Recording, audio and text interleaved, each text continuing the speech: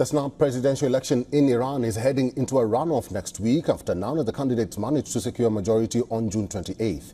Iranians will cast their ballots once again on July 5th to choose between the two front-runners, a reformist and hardliner. The sole reformist in the race, Masoud Pezeshkian, won the first round of the presidential race with 42.5% of the votes. He had based his campaign around Iranian women, youths and ethnic minorities. He had also focused on reopening nuclear talks with the West. Pezeshkian is faithful to Iran's theocratic rule and has publicly criticized authorities over the custodial death of Mahsa Amini, who was detained for allegedly violating Islamic dress code.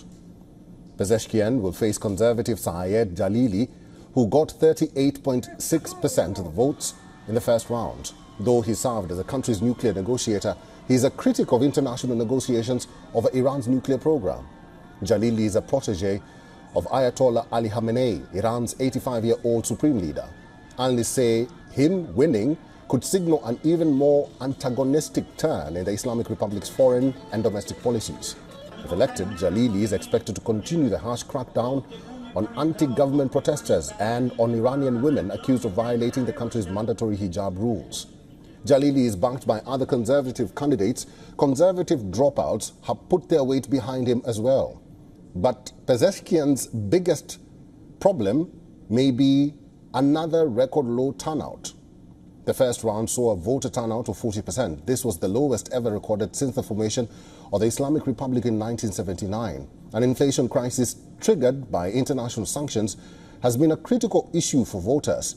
Mass protests across the nation have added to voter apathy.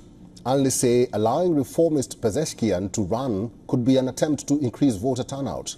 The question is, will Iran's moderates turn out in favor of Pezeshkian, or will they not turn out at all?